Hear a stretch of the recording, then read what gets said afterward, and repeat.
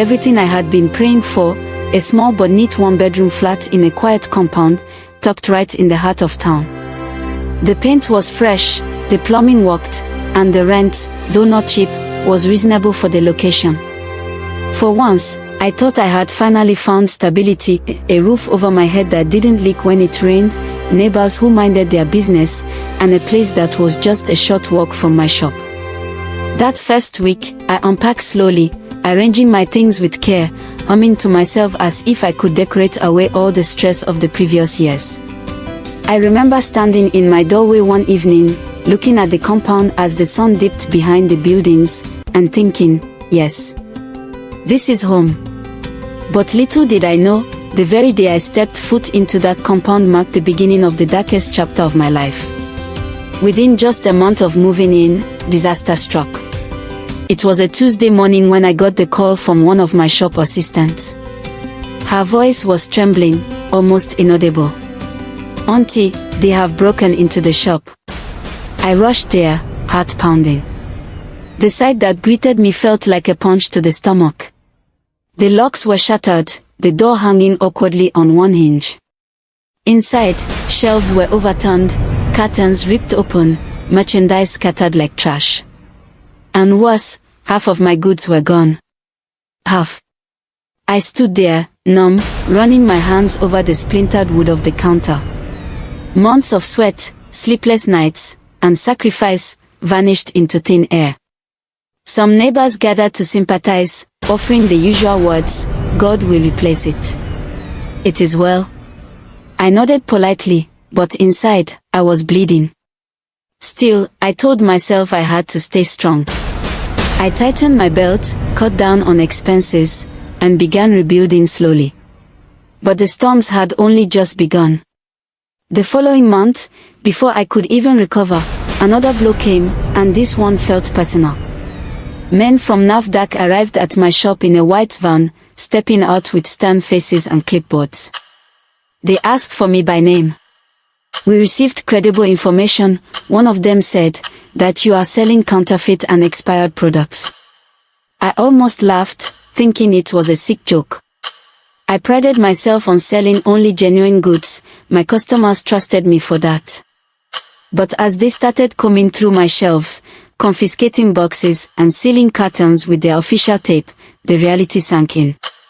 I knew exactly what was behind it, jealous competitors, the type who smile to your face but sharpen knives behind your back. But my knowledge meant nothing to these officials. They took away a large portion of my stock right in front of customers, leaving me humiliated and helpless. And then came the final blow, an official notice ordering me to pay an 800,000 Nigerian nairas fine or face possible jail time. That night, I didn't sleep. I sat on my bed, hands on my head, wondering where I would get such money.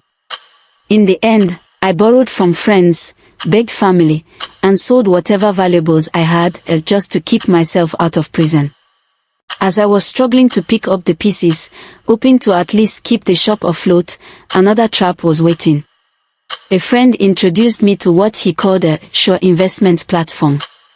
He spoke with the confidence of a man who had already cashed out big, showing me screenshots, testimonials, promises of fast returns. It looked like a cooperative, not the usual shady scheme.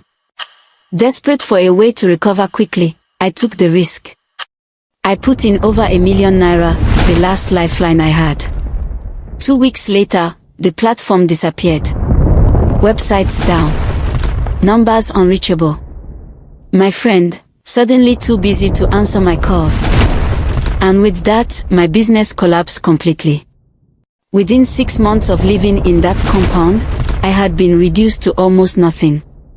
Then came another blow, not to my pocket this time, but to my heart.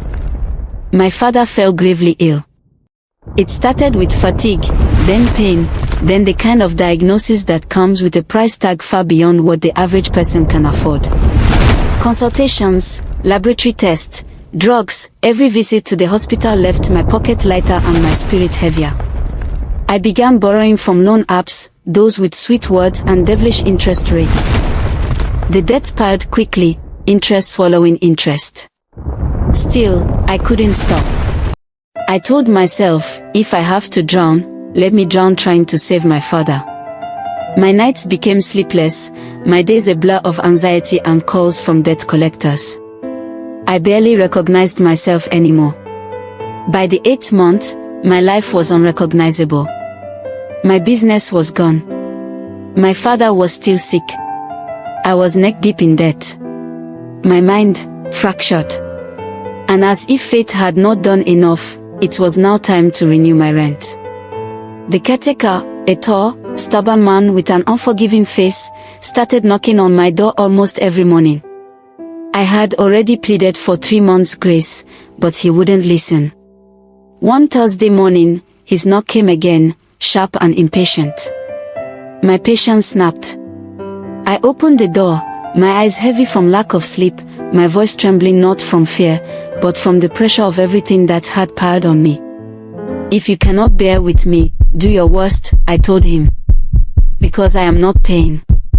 From the very day I stepped into this compound, my life has bowed my pride and went to the caretaker again, begging for an out-of-court settlement. He refused, his eyes cold and unreadable. I realized I had no choice but to appear in court, placing my fate entirely in God's hands. The day of the hearing, I stood before the judge, a dignified elderly man whose gaze seemed to pierce through flesh into bone. I explained my case truthfully, every detail from the day I entered that compound. My voice cracked more than once, but I spoke from the heart, not trying to paint myself as perfect, only as someone who had suffered beyond endurance. The caretaker gave his side, his tone firm, his face unmoved. The courtroom was quiet. You could hear the ceiling fan creaking as it rotated lazily above. The judge leaned back in his chair, fingers interlocked, thinking. Then he spoke, his voice slow, deliberate. A place that was not destined for one can cause a breach in destiny. Sometimes, misfortunes are not born from laziness or bad character, but from staying in spaces where one's light cannot shine. And when such a place drains your spirit, the way forward is not to fight the place, but to leave it. He paused, his eyes softening as they met mine. I will settle your rent myself, he continued. And here, he gestured to the clerk to bring forward an envelope, is 500,000 Nigerian nairas. Leave that house. Start again. And may your story change from this day. I stood there frozen, unable to speak.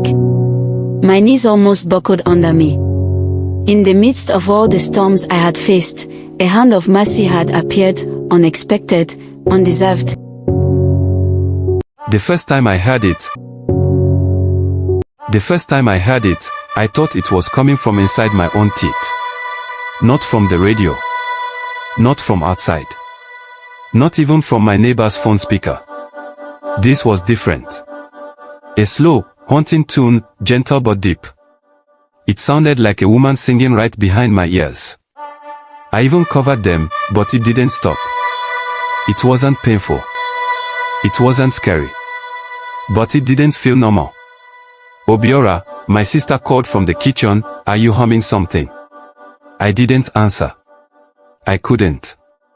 Because in that moment, I realized something even stranger. I could feel the song inside my bones. 2 days before that, I was sweating so much it looked like my body was leaking. The sun in Enugu was angry that week. Nobody was comfortable. Even the Okada riders had started hiding under trees. I stopped by a roadside stall around Uwani. You know those crooked wooden tables you always see? The ones filled with strange herbs and bottles with no names. That's where I saw him. The man looked like someone pulled out of an old dream, short, old, grey dreadlocks, and sharp eyes that looked like they'd been seeing things since before my grandfather was born. "Hot afternoon," I said. "You're sweating," he replied, eyeing me. "Do you want to hear better things?" "Here." I laughed. Like music. He didn't smile. I started getting things wrong. I missed my instincts. I second-guessed every. Years later, on a long bus ride back from soccer, I told the story to a stranger sitting next to me. An old woman, quiet, with gold earrings and tired eyes. I didn't go into detail. There was a time I heard something beautiful, I said. It helped me. I don't hear it anymore, but for a while, it made me better. She didn't ask questions. She just nodded. Then she turned to the window and started to hum. My chest tightened. It was the same melody. The same song. Exactly. I wanted to speak. To grab her hand. To ask her who she was, where she heard it, what it meant. But I didn't. I just listened. And when she got off at the next stop, she didn't look back. I never saw her again. But that night, for the first time in months, I didn't feel lost. And though the song never came back, I didn't need it anymore. Because I had already heard it. And that was enough. If I knew that a birthday party would put me face down on cold tires with a soldier's boot pressing my back, maybe I'd have locked my door and swallowed the key. But how could I have known? That's the thing about Lagos, it's the quiet things that catch you. The knock at your door when you're half asleep. The pretty girl who smiles at you by the tap. The soft questions that sound like gist but are really a trap. It started with Stella. I swear, the day she moved into our compound, even the sun paused to look. I was on my corridor, shirtless, toothpick hanging from my lips, pretending to sweep a floor that didn't need sweeping. When I saw her, dragging 2 Gonna-Must-Go bags up the stairs, my broom dropped from my hand. She wore a brown top, tight enough to show her waist was small and neat. Her braids were fresh, the tips curled and bounced when she moved. Her face. Soft like fresh bread, with eyes that could hold you for hours. She looked up, caught me staring, and did this small polite smile that told me she knew I'd been watching her since she crossed the compound gate. Touched my shoulder lightly, smile, close her door. That door felt like the gate to heaven. 2 weeks in, one evening, rain clouds gathered. The compound was quiet, breeze dancing with nylon bags. I sat with Stella on our tiny balcony. We were sipping malt and talking about how noisy the children upstairs were. Then she turned to me. So, what do you want from me? I almost choked on my malt. My chest felt tight. I didn't want to look desperate. So I laughed small. Nothing serious, oh. For now, I'm happy we're friends. Maybe, you know, something later. She tilted her head, eyes locked on mine. What type of something? I felt sweat on my back.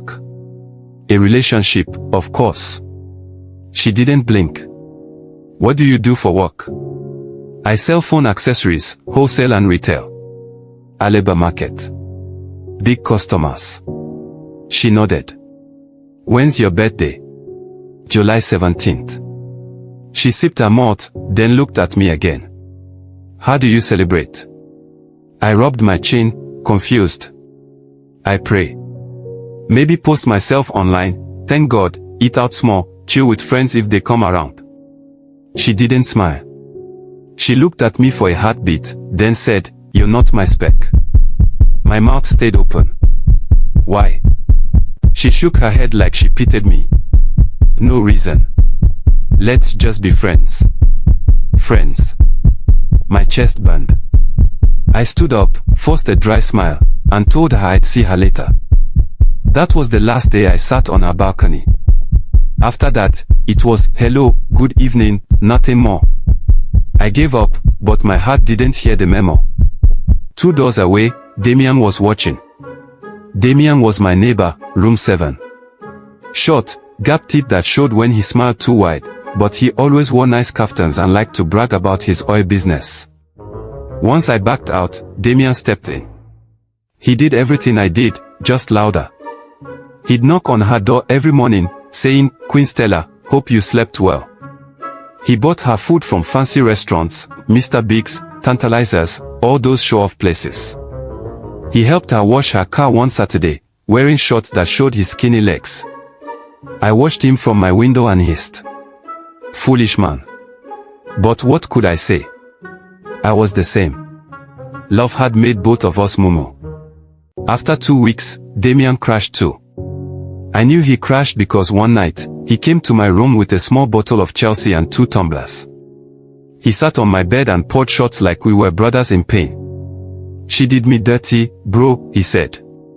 His voice cracked like old wood. "What happened?" He told me. He'd taken Stella to some fancy place, Ocean Basket or one name like that. Spent plenty money. Bought her seafood she barely touched. Then he'd said, "Stella, I want us to date." She'd paused, same way she paused with me. Then she asked him, "What do you do for work?" "I'm in oil trade, palm oil, groundnut oil." "When's your birthday?" "March 4th. "How do you celebrate?" "I call friends over, drink, laugh. Sometimes I don't even remember. Every day is my birthday." Stella only nodded, sipped her juice, and said, "Sorry, Damien. You're not my spec." Damien had begged her to explain. She just said, "If I tell you, you'll pretend." So that was it. We sat in my room that night, 2 grown men, drinking warm Chelsea, laughing at ourselves like fools. But the real slap came next.